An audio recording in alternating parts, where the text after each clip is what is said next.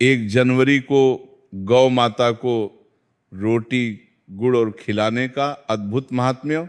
भक्तों, नया वर्ष केवल कैलेंडर का बदलना नहीं होता, नया वर्ष होता है भाग्य के द्वार को खटखटाने का अवसर। और यदि उस पहले ही दिन आपके घर से पहला कर्म गौ माता की सेवा बन जाए तो समझ लीजिए पूरे वर्ष का मार्ग अपने आप शुभ हो जाता है। शास्त्र कहते हैं जैसा प्रारंभ वैसा ही परिणाम। यदि 1 जनवरी की पहली सुबह गौ माता को रोटी के साथ गुड़ और खिलाना अर्पित किया जाए तो वह केवल भोजन नहीं होता, वो 33 कोटि देवताओं को किया गया साक्षात भोग होता है। भक्तों, सनातन धर्म में गाय को केवल पशु नहीं कहा गया, उसे कहा गया गौ माता। क्यों? क्योंकि जिस प्रकार माता अपने बच्चे को बिना किसी स्वार्थ के पालती है, उसी प्रकार गौ माता मानव को जीवन भर देती रहती है। दूध देती है, दही देती है, घी देती है, गोबर देती है, मूत्र देती है और अंत में अपना पूरा सब कुछ तक दे देती है। इसीलिए शास्त्रों में स्पष्ट कहा गया है गौ सर्वदेवमयी, अर्थात गाय में सभी देवताओं का वास है। अब सुनिए वह गूढ़ सत्य जो बहुत कम लोग जानते हैं। गौ माता के मुख में ब्रह्मा, नेत्रों में विष्णु, कंठ में महेश, सींगों में इंद्र, पैरों में पृथ्वी, पूंछ में गंगा, रोम रोम में 33 कोटि देवता। इसीलिए जब आप गौ माता को रोटी खिलाते हैं तो वह एक नहीं 33 कोटि भगवानों को अर्पण होता है। गुड़ और खिलाना ही क्यों? भक्तों, गुड़ केवल मिठास नहीं है, गुड़ है धरती का सार। गन्ना मिट्टी से निकलता है, सूर्य की तपिश सहता है और अंत में गुड़ बनता है। जब ये गुड़ गौ माता के मुख में जाता है तो ये तीनों लोकों को संतुलन देता है। गुड़ नकारात्मक ऊर्जा को काटता है, गुड़ ग्रह दोषों को शांत करता है, गुड़ दरिद्रता को पिघला देता है और खिलाना सुख और उल्लास का प्रतीक है। जो व्यक्ति गौ माता को खिलाता है उसके घर से क्लेश, तनाव और अशांति धीरे धीरे विदा हो जाते हैं। 1 जनवरी का विशेष महत्व। भक्तों, 1 जनवरी को जो कर्म किया जाता है उसका प्रभाव पूरे वर्ष पर पड़ता है। यदि उस दिन कोई झगड़ा करे, वर्ष भर अशांति, कोई क्रोध करे, वर्ष भर तनाव, कोई गौ सेवा करे, वर्ष भर समृद्धि। इसलिए संत कहते हैं नए वर्ष की पहली रोटी गौ माता की होनी चाहिए।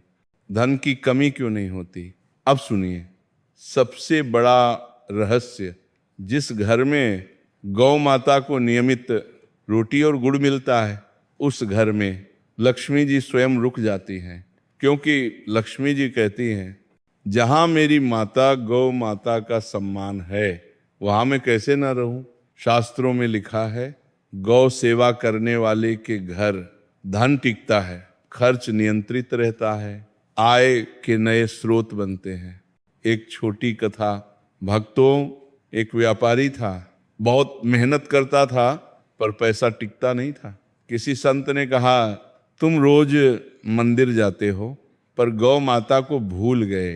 उसने नियम बनाया हर सुबह पहली रोटी, उस पर गुड़ और थोड़ा खिल खिलाना। 6 महीने बाद वही व्यापारी दूसरों को रोजगार देने लगा। उसने कहा मेरी मेहनत वही थी पर अब मेरे साथ 33 कोटि भगवान खड़े थे। 1 जनवरी को कैसे करें ये सेवा विधि? भक्तों, 1 जनवरी की सुबह स्नान करें, मन शांत रखें, पहली रोटी अलग रखें, उस पर गुड़ लगाएं, थोड़ा खिल खिलाना रखें, गौ माता को हाथ से खिलाएं और मन में कहें हे गौ माता, आप में विराजमान 33 कोटि देवताओं को मैं यह भोग अर्पित करता हूँ। मेरे घर में सुख, शांति और समृद्धि बनी रहे, इसके आध्यात्मिक लाभ, पाप कर्मों का क्षय, मन की अशांति दूर, नकारात्मक सोच समाप्त, भक्ति में वृद्धि ने जीवन में संतुलन, गृहस्थ जीवन के लाभ, पति पत्नी में प्रेम, संतान की बुद्धि तेज, रोग कम होते हैं, घर का वातावरण पवित्र। भक्तों, आज यदि आप पूछें सबसे सरल साधना कौन सी है, उत्तर है आए गौ माता को प्रेम से रोटी खिलाना। न मंत्र चाहिए, न तंत्र चाहिए, बस नियत चाहिए। गौ माता को रोटी गुड़ और खिलाने से ग्रह दोष, पितृदोष और दरिद्रता का नाश। भक्तों, अब मैं आपको वह रहस्य बताने जा रहा हूं जो साधारण उपाय नहीं बल्कि भाग्य बदल देने वाली साधना है। कई लोग कहते हैं हम मेहनत बहुत करते हैं पर फल क्यों नहीं मिलता, घर में कमाई आती है पर टिकती क्यों नहीं, पूजा करते हैं पर शांति क्यों नहीं मिलती। भक्तों, इन सबका उत्तर ग्रह दोष और पितृ दोष में छुपा होता है और शास्त्रों ने इन दोनों दोषों का एक सबसे सरल उपाय बताया है, गौ सेवा। शनि, राहु और केतु क्यों कष्ट देते हैं? शनि, राहु और केतु कर्मफल देने वाले ग्रह हैं। जो अहंकार करता है शनि तोड़ता है, जो कृतघ्न होता है राहु उलझाता है, जो माता पिता का अपमान करता है केतु रोकता है। अब ध्यान से सुनिए, गौ माता के खुरों में शनि का वास है, पूंछ में राहु केतु का प्रभाव है। इसीलिए जो व्यक्ति गौ माता को रोटी के साथ गुड़ खिलाता है उसके शनि की साढ़े साती धीरे धीरे शांत होने लगती है। शनि दोष में गौ सेवा का प्रभाव। भक्तों, शनि केवल दंड नहीं देता, वह सुधार भी करता है।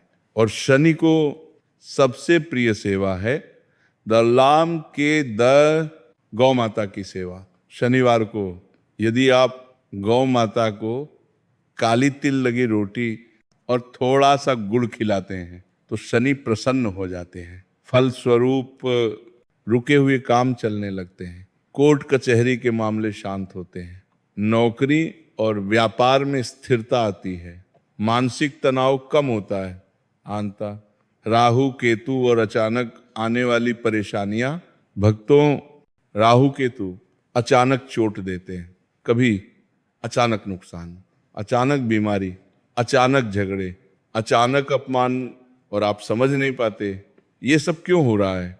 शास्त्र कहते हैं राहु केतु को मिठास से शांत किया जा सकता है, इसलिए गौ माता को गुड़ खिलाना और आहु केतु का सबसे बड़ा उपाय है।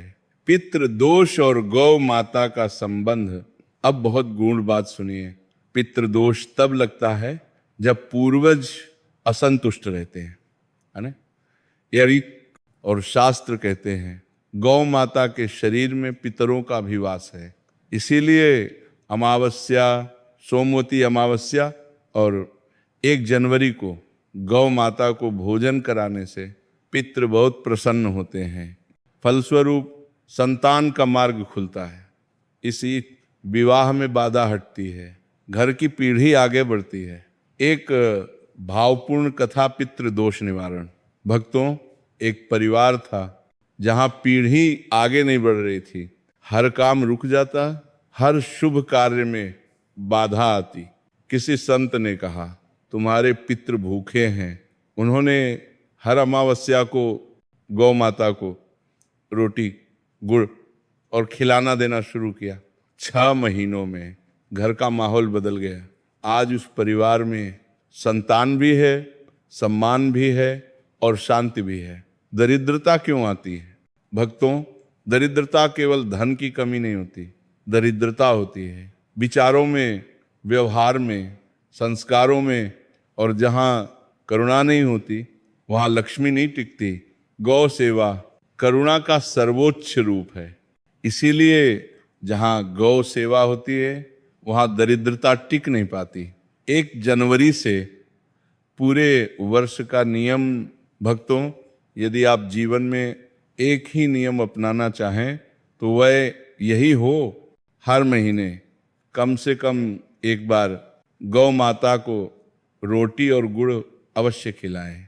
और यदि रोज कर सकें तो समझिए आपका जीवन ईश्वर की गोद में है। विशेष संकल्प 1 जनवरी के लिए। 1 जनवरी की सुबह गौ माता को भोजन कराते समय मन में यह संकल्प लें, मैं अहंकार नहीं करूंगा, मैं कृतज्ञ रहूंगा, मैं किसी का अपमान नहीं करूंगा। गौ माता इस संकल्प की साक्षी बनती हैं। आध्यात्मिक उन्नति के संकेत। जो व्यक्ति नियमित गौ सेवा करता है उसका मन जल्दी शांत होता है, उसे क्रोध कम आता है, उसे भगवान का स्मरण सरल लगता है, उसकी वाणी मधुर हो जाती है। यह सब 33 कोटि देवताओं की कृपा का संकेत है। मृत्यु के समय का रहस्य शास्त्र कहते हैं, जो जीवन भर गौ माता को भूखा नहीं रहने देता उसे मृत्यु के समय भय नहीं लगता, क्योंकि अंतिम समय गौ माता स्वयं मार्गदर्शन करती हैं। 2 महीने में तप। भक्तों, अब आप समझ सकते हैं कि गौ माता को रोटी गुड़ और खिलाना कोई छोटा कर्म नहीं है। ये ग्रह दोष काटता है, पितृ दोष मिटाता है, दरिद्रता नष्ट करता है और जीवन में सुख समृद्धि लाता है। जय श्री कृष्ण। राधे राधे।